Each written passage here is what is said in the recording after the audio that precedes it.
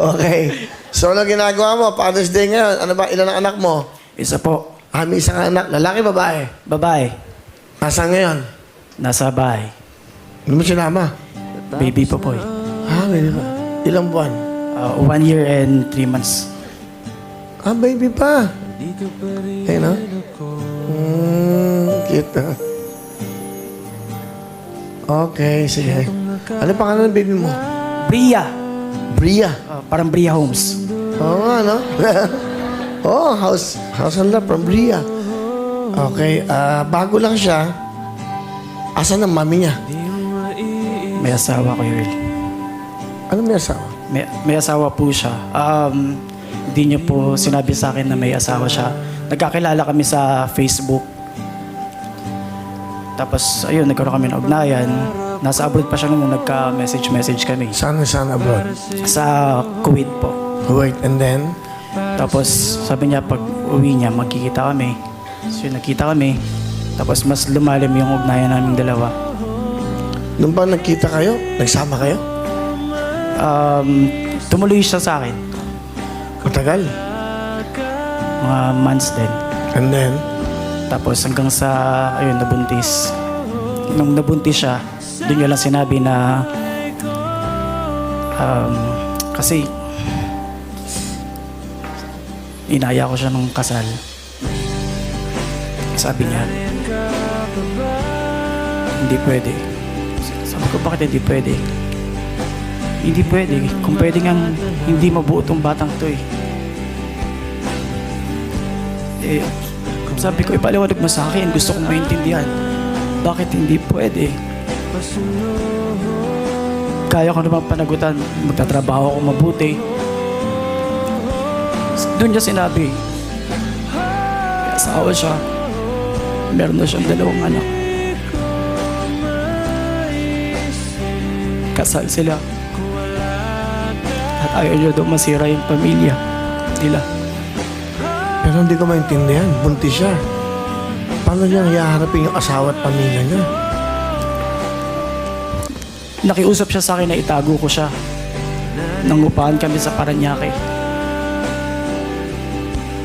Hanggang sa mga anak siya. So, tinago niya yung bata. Hanggang ngayon ba, hindi alam ng asawa niya? Totoo. Sa palagay ko po, hindi alam. Kasi yun ang gusto niya eh. Huwag malaman. Nasaan na yung babae? Hindi ko alam. Binlock niya ako sa Facebook. Hindi ko na makontak yun. Nung nanganak siya, nasa poder mo. Nasa akin. Tapos umalis na lang siya, bigla-bigla. Nang 2 buwan, nasa akin siya. Pinaka masakit, Will, nung pagkapanganak ni baby, halos ayaw niya hawakan. Yung bata. Mas iniisip niya na masisira yung pamilya niya eh. Kasi, hindi naman, ano yun, tuta. Bata yun, tao. Halos ayaw mong alagaan. At saka anak niya yun. Anak niya yun, di ba? At mas pinili niya bumalik sa pamilya niya. Will, masakit pero ayoko rin naman makasira. Natutunan ko lang tanggapin. Hinayaan ko na lang siya umalis. Iniwan sa akin yung bata. Hirap na hirap ako.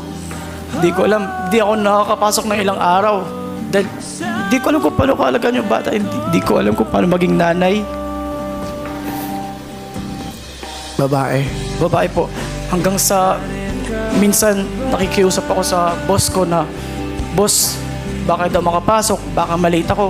Sabi ng boss ko, "Dalhin mo na dito yung baby. Ako na mag-aalaga." Will, minsan nakikiusap ako kung kaninong tao. May mag-alaga lang sa anak ko, makapasok ako, makapaghanap buhay ako. May umabot ako sa point na iiwan ko dun sa lady guard yung baby ko. Andun yung gatas, bibigay ko lang tayo. Babalik-balik ako nila pag break. Nakikisuyo ako. Minsan masakit sa dibdib kasi parang ako nag-iwan ng alagang aso. Sabi ko lang pakibantayan. Sino nagbabantay ngayon? Ngayon, iniwan ko lang muna sa aming kamag-anak. Minsan po, nanay ko, ayan, tapos salitan lang po kung sino po yung available sa amin. Sa bahay. Sige, sino kasama mo? Papakilala ko po sa inyo ang napakaganda at may crush kay Will, si Mama Vilma! Ay, Nanay Vilma.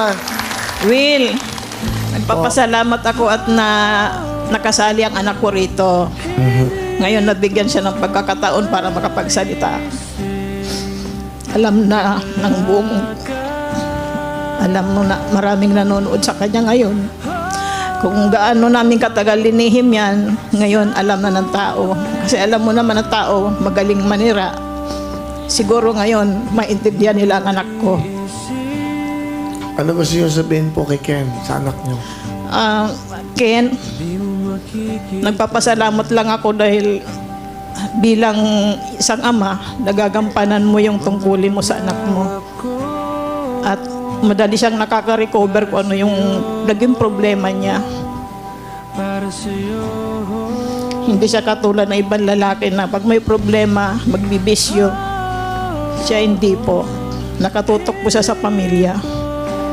Kung ano yung mga problema ng ibang kapatid niya at kaya naman niyang ibibigay rin niya po. Kaya napakaswerte ko po kay Ken. Mahal na mahal ko po anak ko.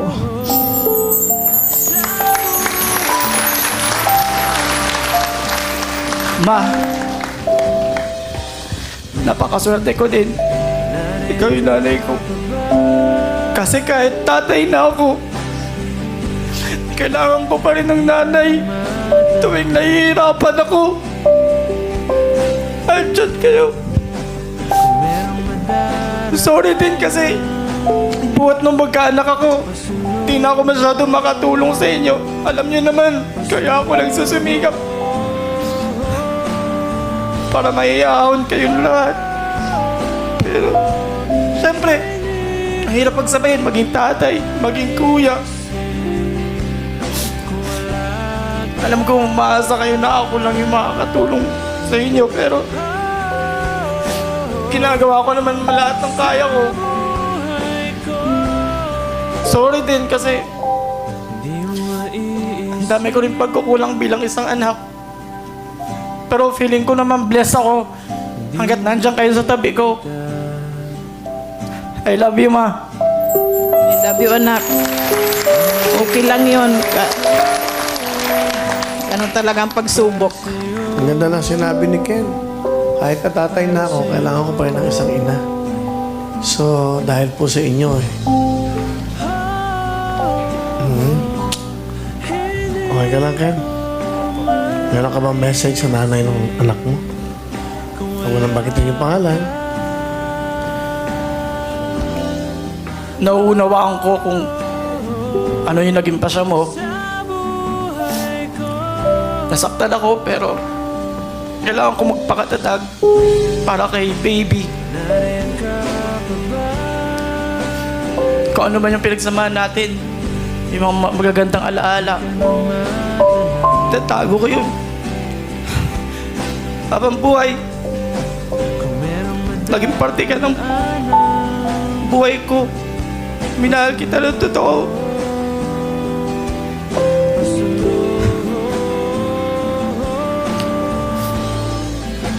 Sana maging masaya kayo.